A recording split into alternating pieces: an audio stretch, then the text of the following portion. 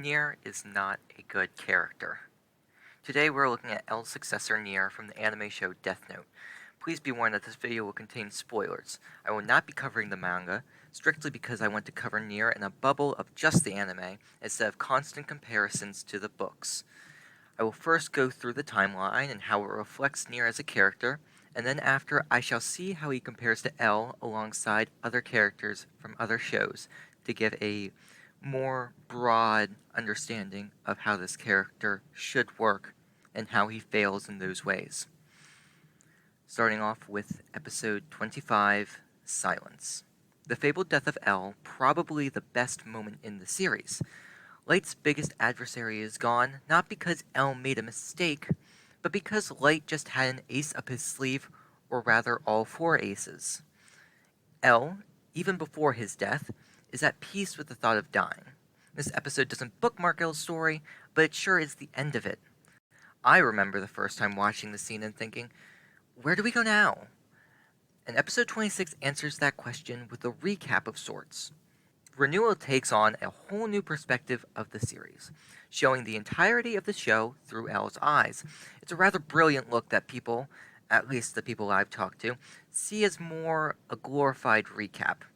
But I'd like to look at it as L scrutinizing every detail before his death. Not his life, but his most interesting case flashing before his eyes. This montage ends with a screen and an old man. Here's our first introduction to Nier and Mello, and our first writing flaw of the series. You never, ever want to introduce a major character in the second half of a story.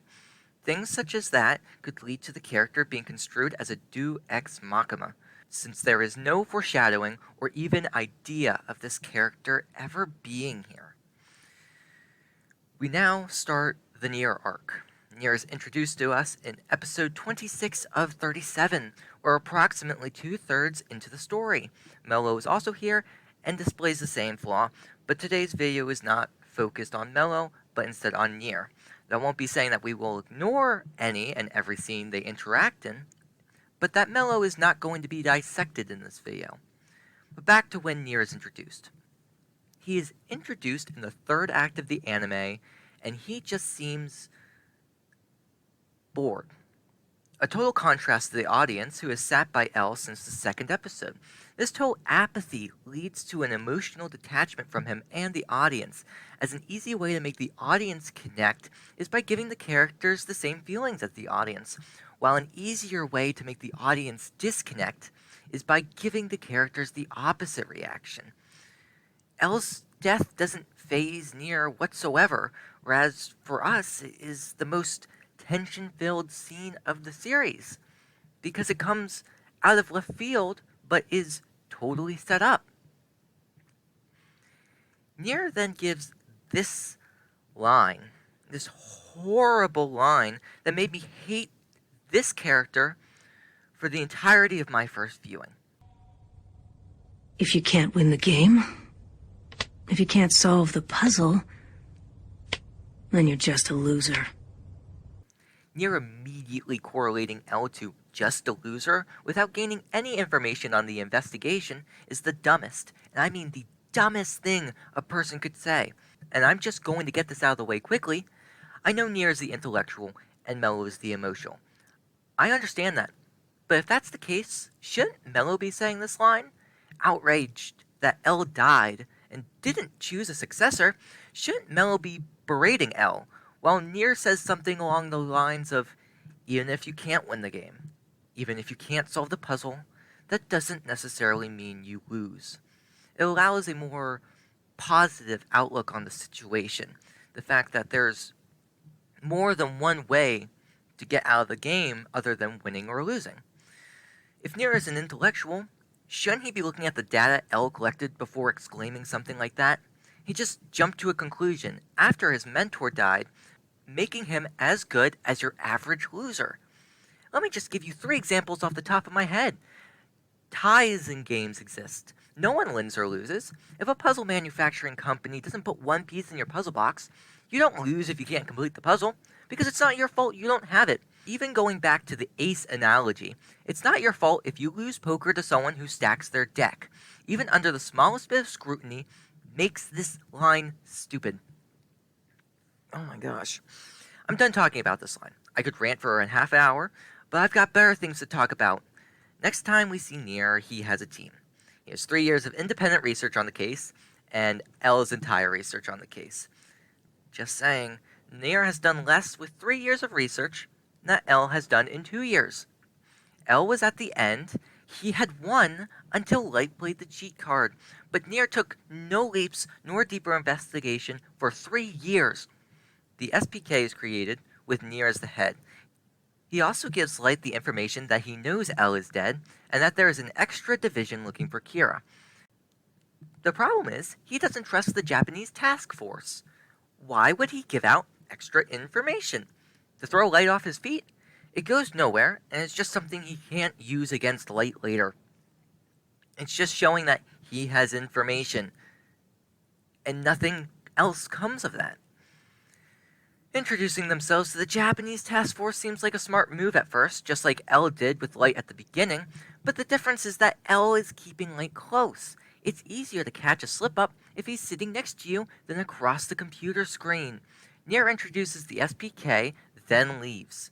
Nier even has suspicions of Kira being in the task force, so coming out and saying, "We are going to find and catch Kira independent of you," is a poor move. He also states that Kira and L2 are one and the same. A lot of people are saying that Nier jumped to conclusions on that one, and I would tend to agree, but with both his info that he gathered and L's case file, it wouldn't be difficult to hypothesize that Kira will want to be the person heading the entire investigation, though L already had this conclusion when he asked if Light would take his spot if he died. Mello meets up with Nier after the abduction of the Yagami daughter. I don't remember her name after the entirety of the series. She's just kind of bland, but that's besides the point. Mello asks for his photo in exchange for information. Nier gives him the photo and gets a hint that one or more of the rules are fake. Something that personally irks me, and this is getting a bit off topic, is that if any of the rules are fake, they would be the last one or two, as that's the only place they could be added onto. I guess it could make sense if a Shinigami could create fake rules at the Death Note's inception, but there is no evidence to back that hypothesis up, so it would be quickly scrapped. Nier taunts Mello as he leaves. It's a little moment, but Nier balances the nonchalantness and boredom that would get on anyone's nerves if they were in Mello's place. Just another, little unpleasant characteristic of his. Nier makes his smartest move yet, which is making the Japanese task force, or at least Aizawa, doubt Light. This move is smart, as it makes Light more paranoid, and Nier gets information on why Light was cleared. However, Nier says in a surprised and condescending tone, And Al was willing to release them because of that? No. when given the information that Light was released when the killings didn't stop. With this information, yes, it seems foolish, but back when it was happening, it would have been inhumane to keep them locked up. The fact Nier can't understand that they had less information back then is annoying. He figures out that Kira is Light Yagami because Soichiro Yagami was going to kill himself after he killed the unnamed Kira. He doesn't take into account that it could be his daughter, his wife, a close friend, or even that he hated the thought of killing someone so badly that he couldn't live another day without weighing on his conscience. I do think, while not a large leap, it is still a jump to make. I skipped the New York attack since all Nier had to do was put a helmet on, not really something intelligent or something that shows off anything about his character. Same thing about the money, because God forbid something like an orphanage that Nier might know could use that cash. Nier has decided to come to Japan to take Light head on and taunting him over the phone. Nier also deduces that there are again 2 Kiras. Something about the killings being different, and that both Kiras talk through Takeda. Nier decided that killing both, or even one of them, would be sacrilege to L's name. This is interesting, as Nier respects L, but just a few episodes before, he calls him, And you're just a loser. Maybe he finally got his hands on the information I suggested reading before making his claims. Or maybe he also thought about what he said for more than 2 seconds. Nier is tracking Mikami as well, who is writing in a fake notebook. His plan at this point is to take the notebook that he thinks is real, replace it with a fake, and win the game. However, Light knows this, planned for it, and at this point, Nier would lose. This changes, however, when Mello kidnaps Takeda, who dies and changes up Mikami's patterns of killing. Now, a lot of people say that Nier won from luck here, and this is where I would direct you to a video called A Boy Who Cornered God. I want you to watch that video to its entirety, and then come back here. You back? Good. Throw that all away. Yes, Light got a lucky streak back with Pember's fiancée, but a finale takedown of a villain of this caliber should not rely on such luck. It should rely on skill, on mental power, on taking down Light with his own mistakes and not a random kidnapping.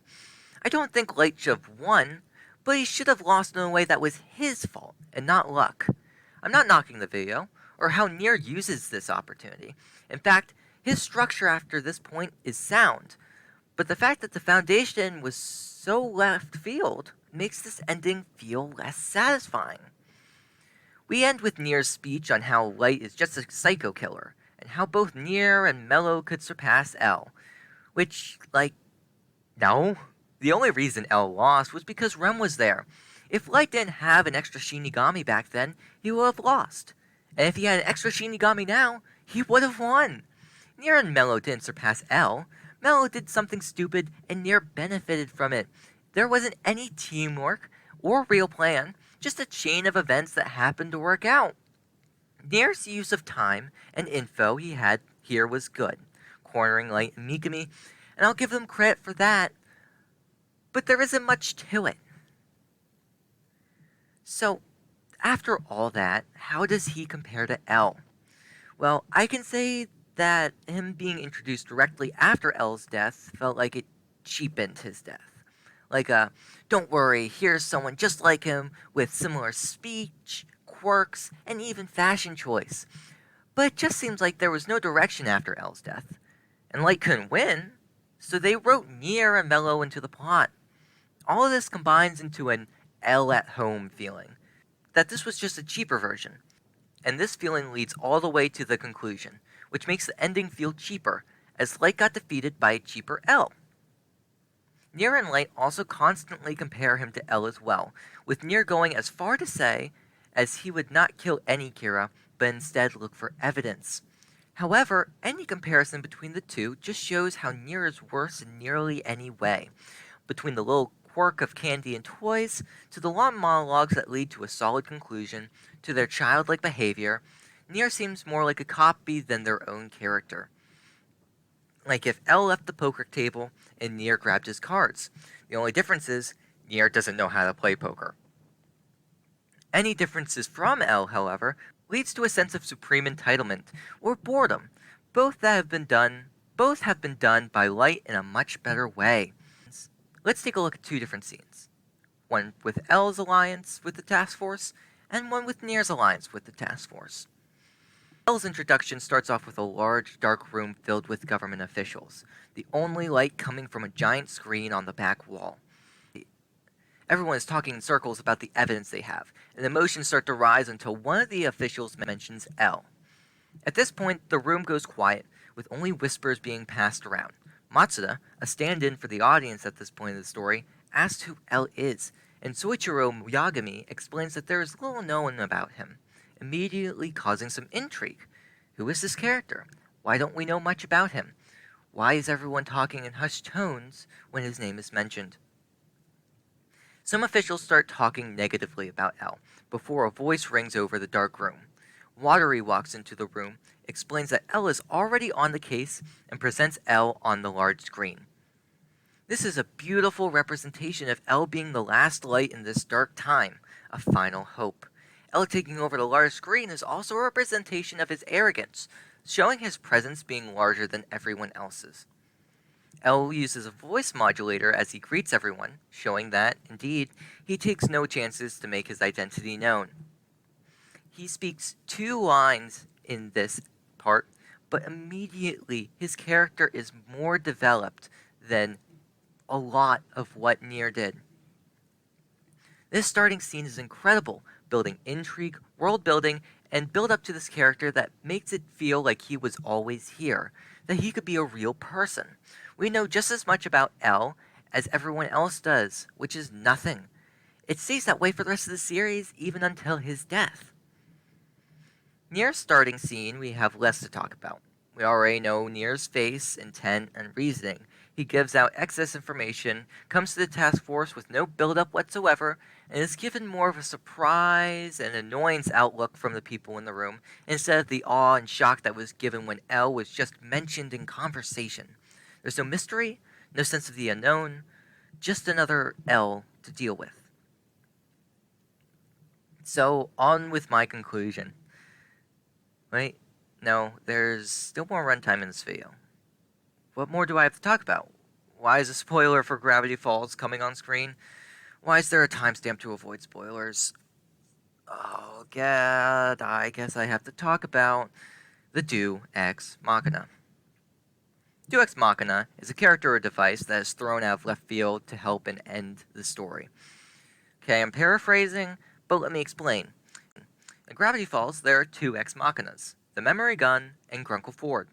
They are technically Duexes, as they are revealed in the last leg of the story and are big parts of how the finale is resolved. I will compare Grunkle Ford to Nier, and the Memory Gun to the kidnapping. Ford and Nier both are continuations of a story helping the main conflict get resolved at the end, and are large revelations. They are both introduced in the last third, but no one talks about how Ford is following a writing sin of introducing a main character in the latter half of the story. And this is because he isn't. There was so much build up to him throughout the entirety of the show, from little hints here and there, and that recontextualizes a lot of the series before and how the characters acted. A Deus Ex Machina can be good if everything written before had that in mind. Nair had no such change of perspective. He is introduced with no foreshadowing or hints at all. He wasn't there, and now he is, and that's it. If there were hints, like Ella talking to someone about the kids, or having a file Light notices that has N plus M written on it, or even Elle saying to Light, if I die, you won't become Elle, because I would never truly die. Any of these things would make this introduction less jarring, but here we are. The memory gun, when introduced, came out of nowhere, but answers a question no one asked. Why is everyone so calm with all the monstrosities surrounding them? The answer is because they never remember it. While this is more of a Deus Ex Machina, it can't be excused due to how brilliantly it turns the world building upside down so late in the show. While yes, Bill's defeat comes from two Deus Exes, these feel complete and worthy of being his end due to how much they changed the series. On the other hand, Mel's kidnapping came out of nowhere, no build-up, and it changes nothing in the past, nothing in the present, and the only thing that it achieves is the win in the finale. A good villain's defeat would come from something at the beginning of the story or something built up throughout, bringing things full circle. But this feels like when you're losing dollar after dollar in a poker game, and in the last round you win everything you lost back and nothing more. It's not satisfying because there was no progression. A recap for my time skip viewers. With Death Note's finale, there was no build-up for anything that saved the day, no world building, nor anything that recontextualizes the past. These two duexes were added in with barely any thought to how it would affect anything else and leads to a cheap conclusion.